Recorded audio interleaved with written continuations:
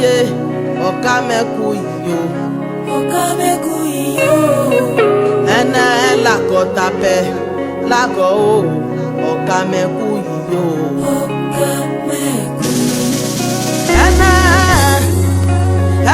Samuel chapitre 15, verset 23 à 29.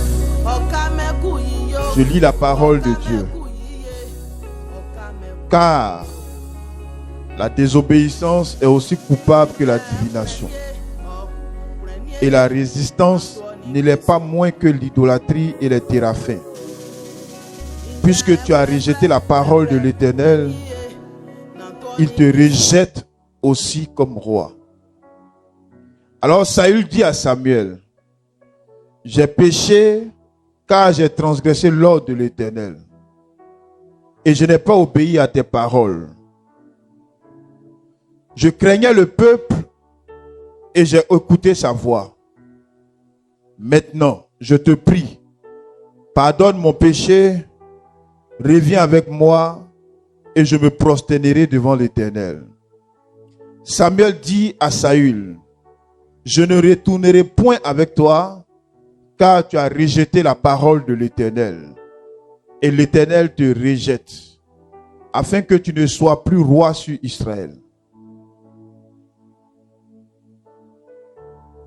Et comme Samuel se tournait pour s'en aller, Saül le saisit par le pan de son manteau, qui se déchira. Samuel lui dit, l'Éternel déchire aujourd'hui de dessus de toi la royauté d'Israël et il la donne à un homme qui est meilleur que toi. Celui qui est la force d'Israël ne ment point et ne se répand point, car il n'est point un homme pour mentir. Il n'est point un homme pour mentir. Prions le Seigneur. Papa, merci pour ce message. Merci pour cette instruction que tu as voulu donner à ton peuple ce matin. Je prie que tu utilises ma bouche, que ma personne disparaisse et que c'est toi seul qui sois vu, que chaque parole qui sortira de moi bénisse ton peuple ce matin, que le cœur de quelqu'un soit embrasé ce matin et que par ce message tu ramènes quelqu'un qui s'était un peu détourné de toi à toi au nom de Jésus Christ de Nazareth.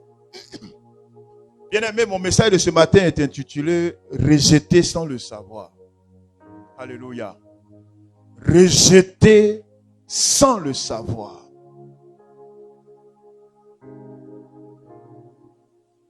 La Bible déclare que Dieu avait choisi celui qu'on appelle Saül. Il avait choisi Saül en Israël pour régner sur Israël. Il a choisi celui qu'on appelait Saül et il l'a positionné comme roi en Israël.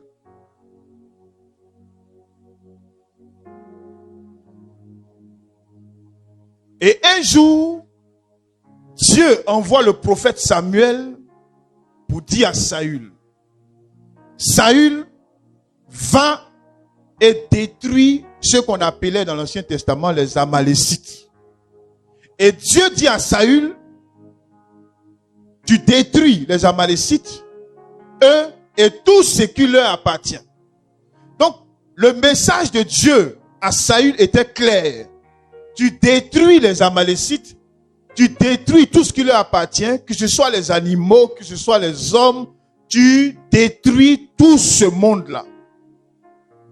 Sauf que Saül se rend sur le champ de bataille. Saül tue une partie des Amalécites, mais il décide lui-même de ne pas tuer le roi et de ne pas tuer certaines bêtes qu'il décide d'offrir en sacrifice à Dieu. Or, c'est parce que Dieu lui a dit, quand Dieu l'a envoyé là-bas, Dieu lui a dit, tu détruis tout. Tu tues tous les hommes, à partir du roi jusqu'aux enfants, en passant par les femmes, tu tues tout le monde. Tu tues tous les animaux qui se trouvent là-bas, et je ne veux même pas entendre qu'il y a encore un survivant au niveau des Amalécites. Donc voici le message que Dieu donne à Saül. Mais Saül arrive et Saül en fait à sa tête. Saül décide lui-même, sous la pression du peuple, d'épargner le roi et d'épargner certains animaux qu'il va offrir à Dieu. Et cette action de désobéissance lui coûte son poste de roi. Dieu envoie le prophète Samuel vers Saül et il dit à Saül, tu as désobéi à ma parole. Je t'ai envoyé détruire les Amalécites, mais tu n'as pas exécuté l'ordre, l'instruction que je t'ai donnée complètement. Donc tu as préféré désobéir à ma parole. Et comme tu as désobéi à ma parole, moi Dieu, je te rejette. Comme tu as rejeté ma parole, comme tu as rejeté mes instructions, moi l'Éternel aussi, je te rejette. Mais Dieu rejette Saül au moment où Saül était à tout au plus 3 ou 4 ans de son règne sur Israël. Au moment où Dieu rejette Saül, Saül a à peine entre 3 et 4 ans de royauté sur Israël. Mais quand Dieu rejette Saül, malgré que Dieu l'ait rejeté, il demeure le roi d'Israël. Bien que Dieu l'ait rejeté, il n'y a pas eu pour autant un coup d'état immédiatement. Bien que Dieu ait dit, Saül, je te rejette, Saül est demeuré l'autorité suprême au niveau d'Israël. Il est resté sur son trône. Et Saül a été tué comme roi près de 27 années plus tard, lorsqu'il était pratiquement dans la 30e année de sa royauté. Dieu rejette Saül, mais Saül continue d'être roi. Dieu dit à Saül, je te rejette parce que tu m'as rejeté, mais Saül est toujours sur le trône. Il est sur le trône, il règne comme roi. Tout le monde est à ses pieds. Mais Saül est un Dieu, est un roi rejeté par Dieu. C'est ce qu'on appelle rejeté sans le savoir. Alléluia. Rejeté sans le savoir. Bien que Dieu ait rejeté Saül, mais Saül avait toujours tous les pouvoirs en Israël. Il décidait de qui doit mourir, il décidait de qui doit vivre. Saül régnait sur Israël. Il avait les pleins pouvoirs, mais il était un roi rejeté par Dieu.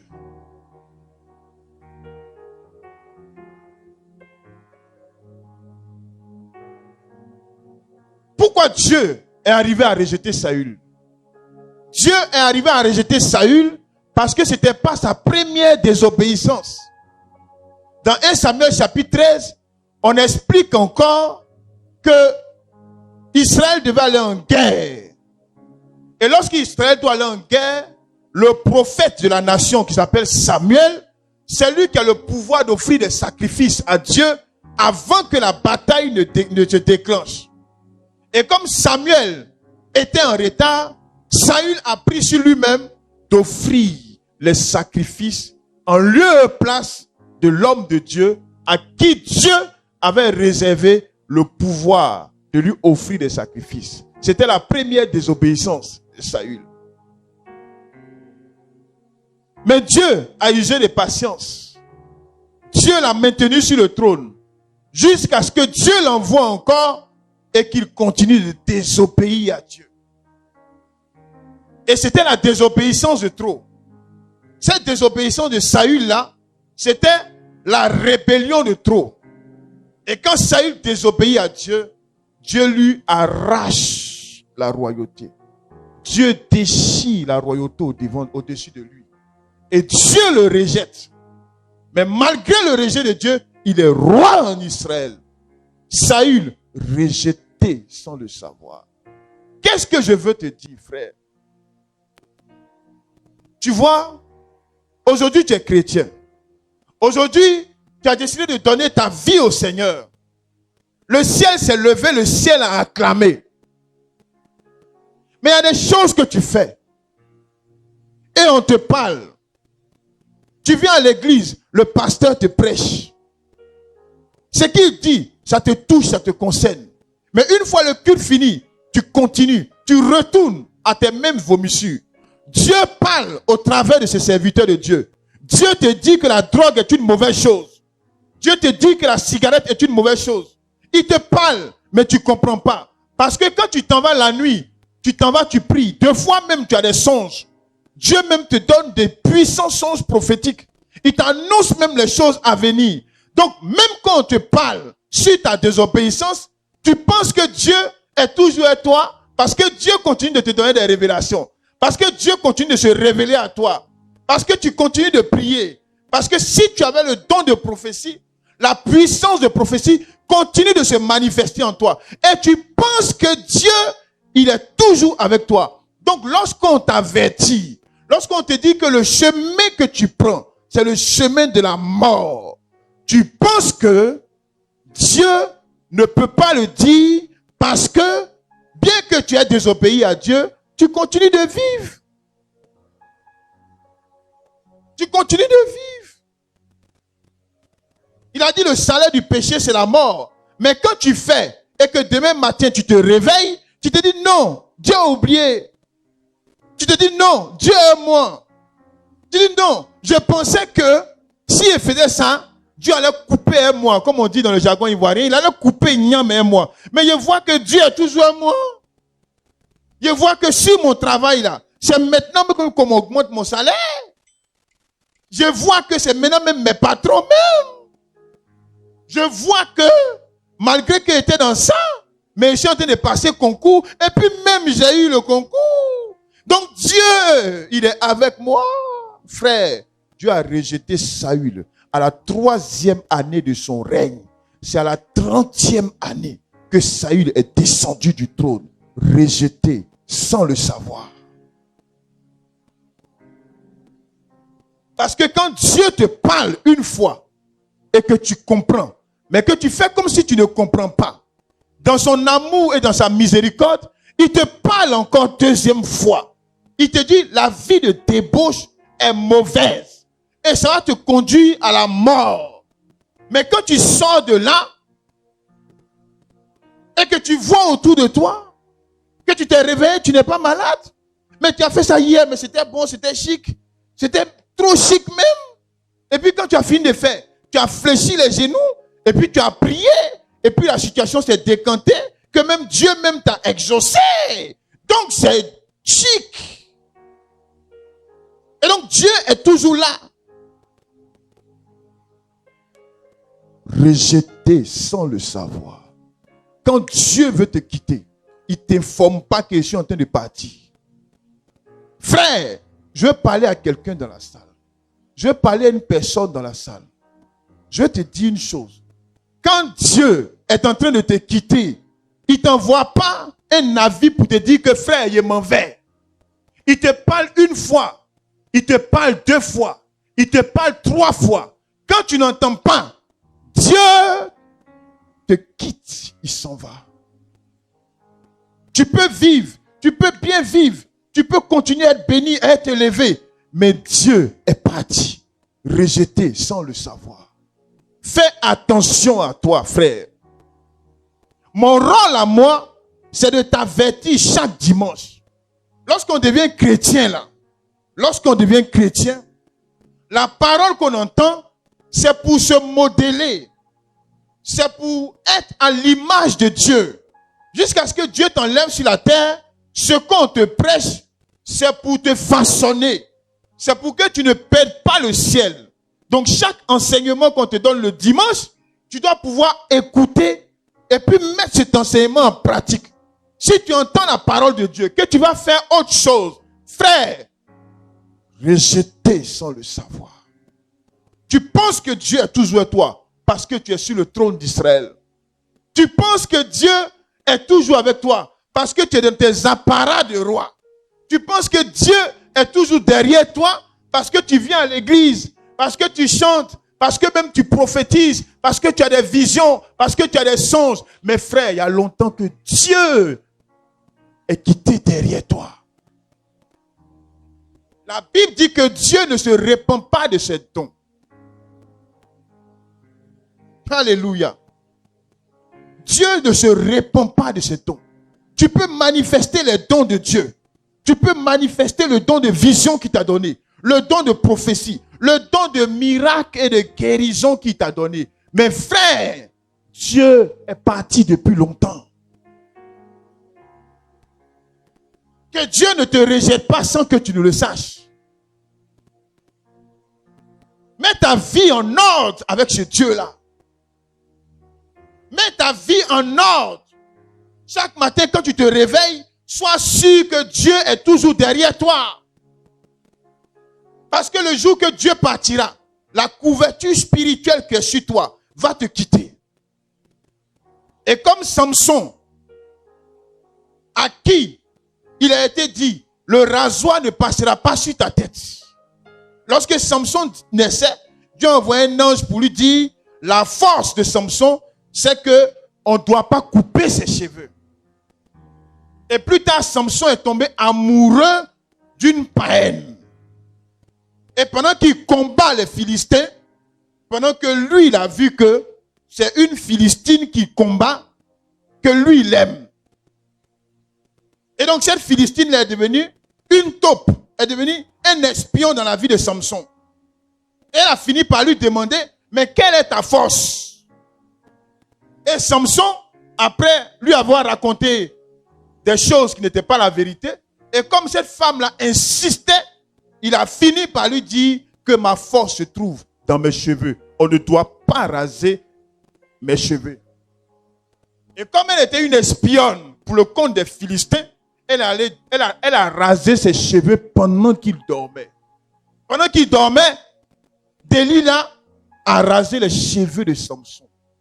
Et Samson a commencé à s'affaiblir.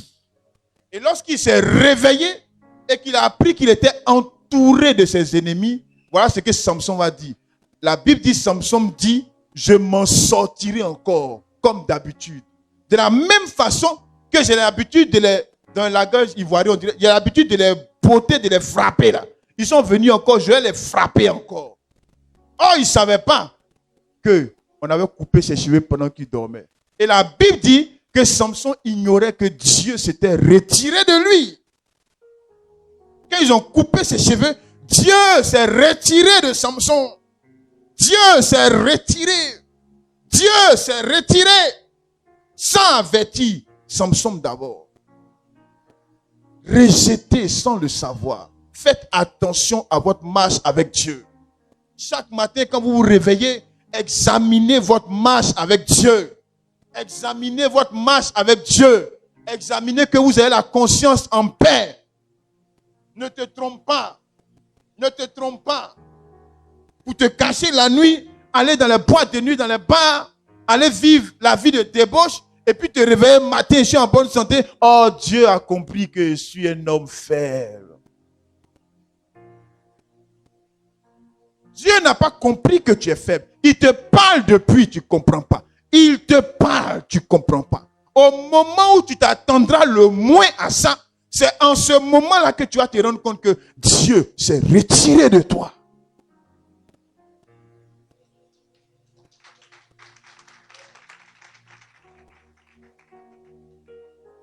Au moment où tu t'attends le moins, en ce moment tu sauras que Dieu s'est retiré de toi. Dieu t'a quitté.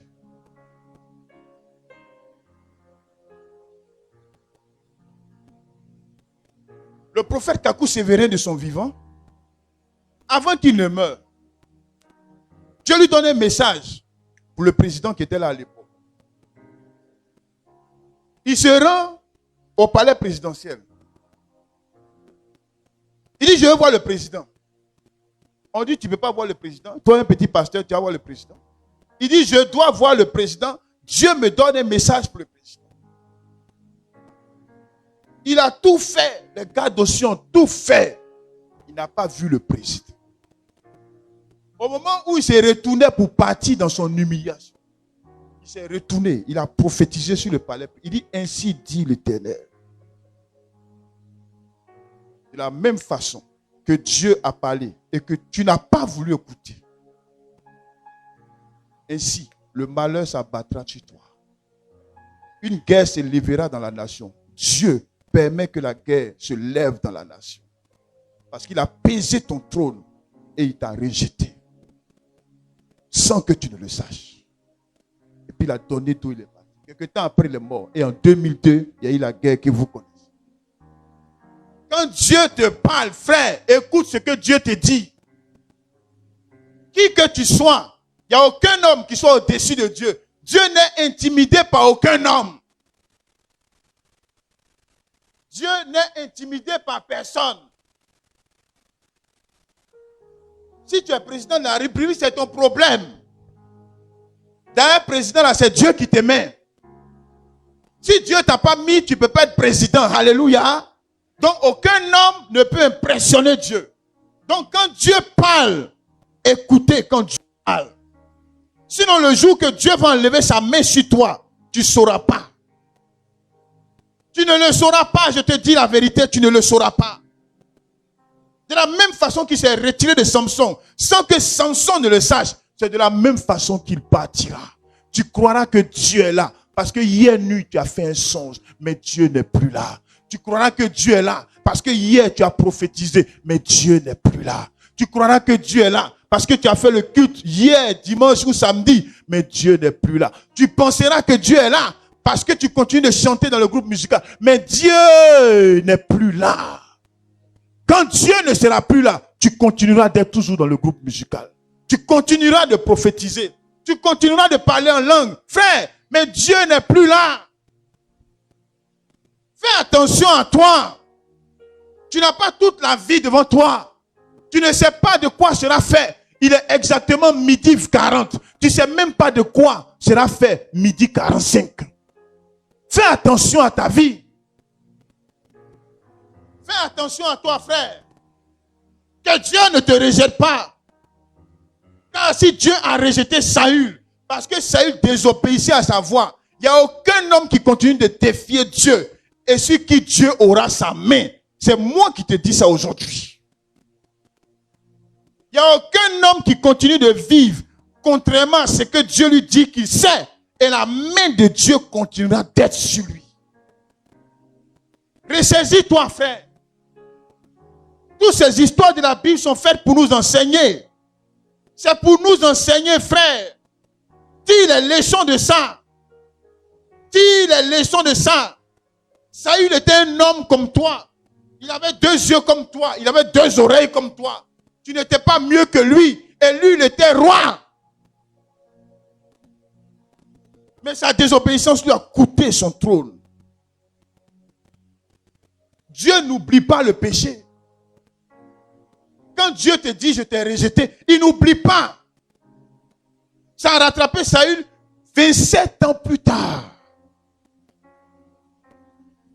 Tu n'as pas peur. Tu n'as pas peur de quelqu'un comme ça qui peut garder affaire contre toi pendant 27 ans. Tu n'as pas peur. Alléluia. Tu n'as pas peur. On dit drogue n'est pas bon. Tu te caches, tu te drogues. Même dans cette église, il y a des gens qui se droguent. Tu n'as pas peur de Dieu. Tu n'as pas peur de Dieu. C'est lui là-bas qui peut t'enlever le souffle quand tu dors. Tu peux dormir sans te réveiller. Tu n'as pas peur de Dieu. Tu n'as pas peur de Dieu, frère. Tu n'as pas peur de Dieu. Tu sais qu'il désapprouve. Son esprit en toi te dit que Dieu est attristé. Mais quand même tu es détendu. Tu n'as pas peur de Dieu. Tu n'as pas peur de Dieu. Ou bien tu penses que si tu tombes, le monde va s'arrêter. Le monde ne s'arrêtera pas. Le monde ne s'arrêtera pas. Le 30 novembre 2020, Dieu m'a dit, ton premier ministre, il va mourir. Il est mort. Est-ce que vous n'êtes pas en train de danser ici? Est-ce que vous n'êtes pas en train de danser ce matin? Malgré qu'il soit mort. L'homme, nous ne sommes qu'une vapeur et rien du tout. Lorsque vous avez eu la grâce de connaître le Seigneur. C'est une grâce avec laquelle vous ne devez pas vous amuser. Parce que si tu tombes ce matin, on va pleurer hypocritement. Pendant 1 mois au maximum. Après, on te met dans le trou et puis nous, on passe à autre chose. On va manger des Pélagie et Didier. On va manger la nourriture qu'ils ont fait. On va manger. Mais toi, tu es à la morgue. Mais nous, on va manger. On va manger, on va danser. Et après, tu seras seul devant Dieu. Tu vas vouloir appeler papa, maman, papa. Tu ne peux plus les toucher. Tu ne peux plus toucher le matériel. Ta main va passer au travers d'eux. Tu verras les femmes pour lesquelles tu compromets ta vie. Tu vas dire, Mamitou, chérie, viens, secoue-moi. Mais tu es tombé dans l'éternité. Tu ne peux plus toucher quelqu'un. Tu ne peux plus. Quand tu fais comme ça, ta main passe au travers. Et tu es seul.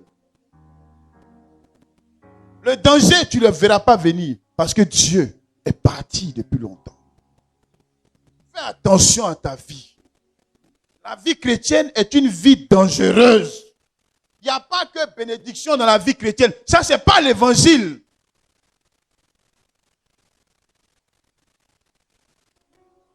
Il n'y a pas que élévation dans la vie chrétienne. Il n'y a pas que mariage dans la vie chrétienne. C'est une vie dangereuse.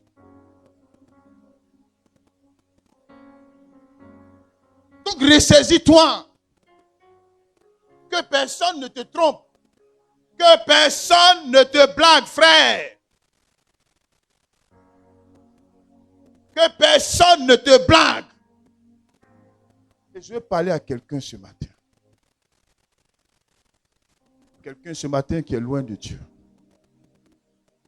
Je veux terminer sur toi. Pour dire que si tu es venu dans cette église ce matin, c'est Dieu qui a conduit tes pas dans cette église. Que personne ne te trompe avec cette histoire de Dieu. Dieu t'aime, il t'aime. Que personne ne te trompe avec cette histoire de Dieu t'aime. Parce que tu es encore loin de Jésus. Il y a un mur entre toi et Dieu. Romains 3, 23 dit, tous ont péché et sont privés de la gloire de Dieu. Si tu es au milieu de nous ici ce matin, même si tu ne fais du mal à personne, Dieu te voit comme un pécheur. À cause du péché de Adam et d'Ève, Dieu te voit comme un pécheur, frère. Et tu es séparé de Dieu. Même si tu penses que tu ne pêches pas, même si tu penses que tu ne fais du mal à personne, Dieu te voit comme un pécheur dont la place est en enfer.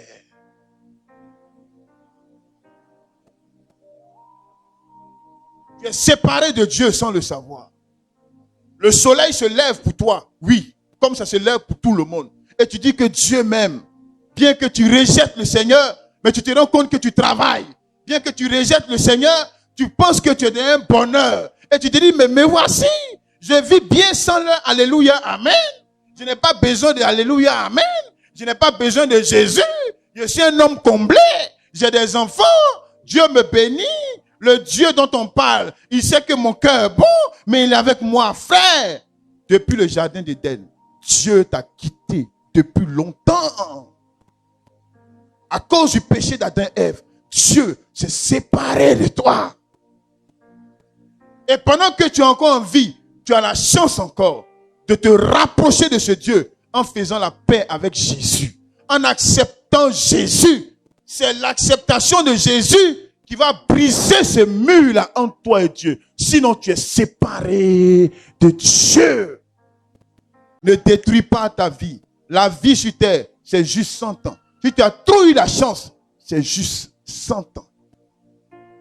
Dans Genèse chapitre 9, Dieu même dit que la vie de l'homme ne dépassera pas 120 ans. Même si tu atteins les 120 ans. Et après les 120 ans. Et après les 120 ans. Et après les 120 ans. Qu'est-ce que 120 ans par rapport à l'éternité? Où ira ton âme? Où ira ton âme, frère? Et si Dieu te rejette sur la terre, ce n'est pas seulement un rejet terrestre, mais c'est un rejet même pour l'éternité aussi. Quand Dieu te quitte, il t'a quitté pour l'éternité. Et tu perds la terre et tu perds le ciel. Que valent 120 années devant l'éternité? Qu'est-ce que ça vaut devant l'éternité? 120 ans. 120 ans. Qu'est-ce que ça vaut devant ton éternité? C'est le choix que j'ai fait dans ma vie il y a longtemps en arrière. C'est pourquoi, quelles que soient les agitations du diable autour de moi, je reste ferme dans ma foi dans le Seigneur. Parce que vaut 120 ans devant l'éternité? Si je laisse le diable me détourner de Jésus et que même je vis 120 ans sur la terre, qu'est-ce que ça vaudra devant l'éternité, frère? Dieu m'a fait la grâce de visiter des fois des prisonniers. Dieu m'a fait la grâce d'aller à la Maka pour visiter des prisonniers. Mais j'ai vu les conditions de vie. J'ai vu les conditions difficiles dans lesquelles les prisonniers vivaient. Et des fois, je me suis arrêté au milieu de la prison et j'ai coulé des larmes. J'ai dit, mais comment on peut vivre ainsi? Comment on peut vivre dans ces conditions? Et des fois, je pensais, j'ai dit, mais il y a des gens qui sont condamnés à 20 ans de prison ici. Comment ils vont faire 20 ans de prison dans les conditions de la Maka? Comment feront ces personnes? Mais je te dis que la Maka, c'est le ciel comparé à l'enfer. La Maka, c'est le ciel comparé à l'enfer. Et ces personnes-là, d'autres feront 10 ans, 20 ans. D'autres même sont condamnés à vie dans des conditions difficiles. Mais un jour, ça finira. Quand ces personnes vont mourir, il n'y a plus 20 ans. Ça finira. La souffrance de la prison, ça finit toujours. Mais la souffrance de l'éternité. Qui va te délivrer de l'éternité si tu perds Jésus, mon frère? Pourquoi tu laisses les petits plaisirs éphémères de ce monde te séparer de cette grande bénédiction qu'est l'éternité? Comment tu fais? Comment tu fais pour qu'une femme puisse te détourner de ton Dieu et compromettre ton éternité? Comment tu fais, frère? Comment tu fais, ma soeur, pour mettre en danger ton éternité pour des questions de manger, de boire, de pommade, de...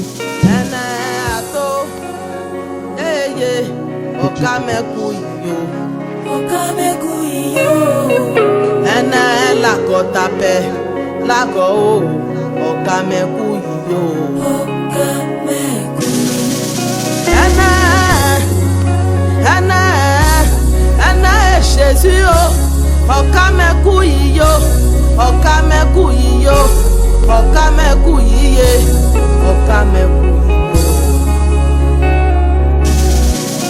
Inde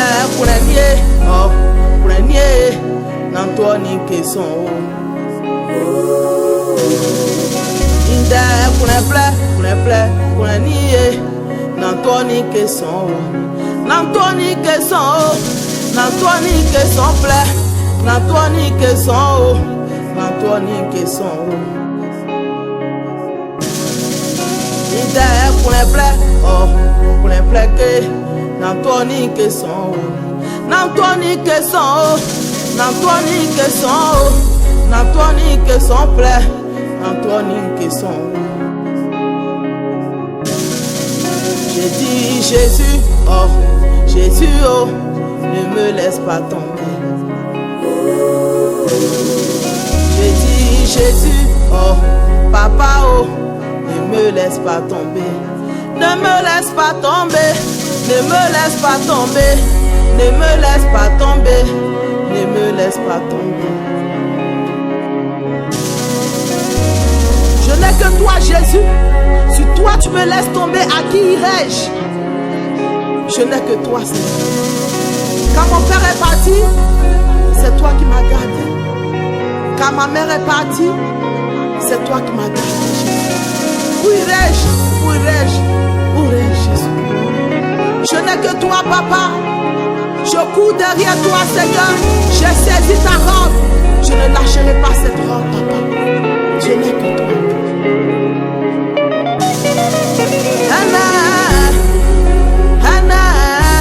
Hana, Jésus, oka me kuyi yo, oka me kuyi ye, oka me kuyi yo, oka me kuyi yo.